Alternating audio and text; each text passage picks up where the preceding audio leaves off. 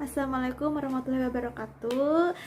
Saya Rizkita Chandra Yuli dengan NIM 1901635. Soal pertama, mengapa pendidikan IPS perlu dipelajari oleh siswa SD, SMP, dan SMA?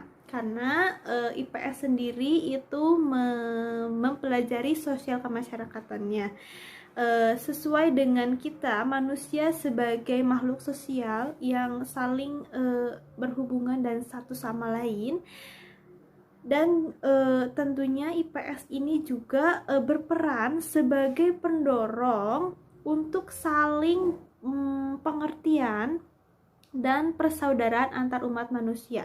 Selain itu juga memusatkan perhatiannya pada hubungan antar manusia dan pemahaman sosial, mendorong kepekaan siswa terhadap hidup dan kehidupan sosialnya. Jadi betapa pentingnya mempelajari ilmu pengetahuan sosial untuk mensistematisasikan bahan, informasi, atau kemampuan yang dimiliki manusia itu lebih bermakna.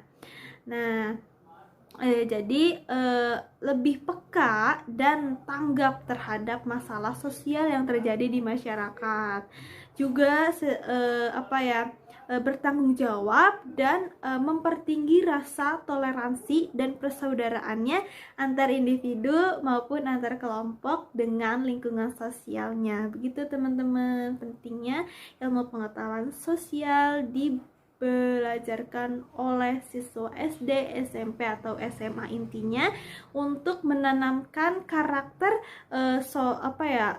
toleransi karena perbedaan, juga untuk mendorong kemampuan kita dalam berinteraksi itu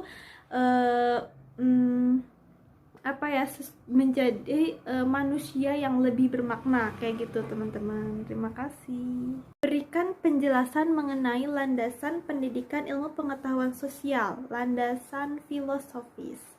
Memberikan gagasan atau pemikiran yang mendasar, kayak pertama aspek ontologis. Nah, ontologis itu menentukan apa objek kajian atau domain apa saja menjadi kajian dalam pengembangan pendidikan ilmu pengetahuan sosial sebagai pendidikan disiplin ilmu. Lalu yang kedua ada aspek epistemologis, yang artinya tuh bagaimana caranya, proses atau metode membangun dan mengembangkan pendidikan ilmu pengetahuan sosial hingga menentukan pengetahuan mana yang dianggap benar, sah, valid, atau terpercaya. Lalu ada aspek aksiologis, artinya tujuan, manfaatnya apa dalam pendidikan ilmu pengetahuan sosial itu. Nah, keberadaan landasan ini telah dan akan memperoleh body of knowledge PIPS untuk eksis dan berkembang lebih luas lagi. Terima kasih. Landasan politis memberikan sistem gagasan mendasar untuk menentukan arah dan garis kebijakan dalam politik pendidikan dari pendidikan IPS. Peran dan keterlibatan pihak pemerintah dalam landasan ini sangat besar, sehingga pendidikan tidak mungkin steril dari campur tangan unsur birokrasi.